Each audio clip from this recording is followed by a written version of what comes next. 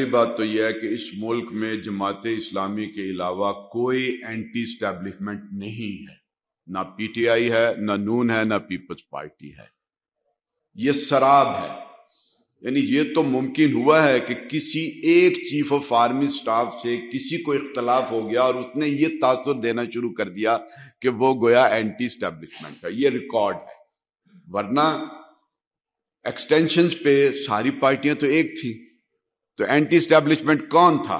جماعت اسلامی تھی، چاہے وہ ایک تھی یا دو تھی، اور علی اعلان ہم نے کہا کہ ایکسٹینشن نہیں ہونی چاہیے، تو یہ تو بہت کلیئر ہونا چاہیے۔ آج بھی چیف آف آرمی سٹاف بدل جائے اور وہ کسی سے نام و پیام کرے تو کون ہے جو اس کو ریجیکٹ کرے گا؟ سوائے جماعت اسلامی کے کوئی کسی کے اندر یہ اخلاقی ہمت نہیں ہے، یہ بات نوٹ کیجئے۔ دوسری جو بات ہے کہ جماعت اسلامی کو ووٹ کیوں نہیں پڑے، اس میں یہ عرض کروں گا کہ ہم نے دعوت کا کام کیا، تنظیم کا کام کیا، خدمت خلق کا کام کیا، اور اس پر بہت نمایاں کامیابیاں حاصل کی۔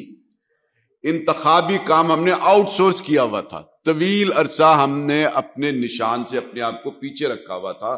ہم تو آئی جی آئی اور ایم ایم اے اور ان نشانوں پر حصہ لیتے رہے۔ یہ پہلا انتخاب تھا، کم از کم جو نوجوان یا جو نسل میرے سامنے بیٹھی ہوئی ہے ان کی زندگی میں 70 کے وقت ہم نے یہ کیا تھا۔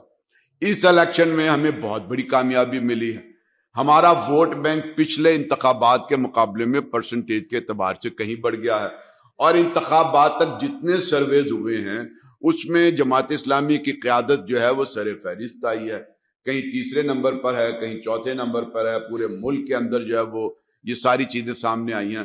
تو ہم اپنی اس پالیسی پر پوری طرح سے مطمئن ہیں اور ہم اسے کامیابی سمجھتے ہیں۔ میں آپ سے یہ عرض کرنا چاہتا ہوں کہ جماعت اسلامی جس دور میں جس چیز کو فوکس کر دیتی ہے، ترجیح بنا لیتی ہے، اس کو حاصل کر کے رہتی ہے، اور ہم نے یہ فوکس کیا ہے اور ترجیح بنائی ہے کہ اپنے جھنڈے اور نشان پر آگے بڑھیں گے۔ تو اس الیکشن میں ہمیں اس کے لیے بڑی کامیابی کی بنیادیں مل گئی ہیں، انشاءاللہ اس پر ہم اپنی دیواریں کھڑی کریں گے۔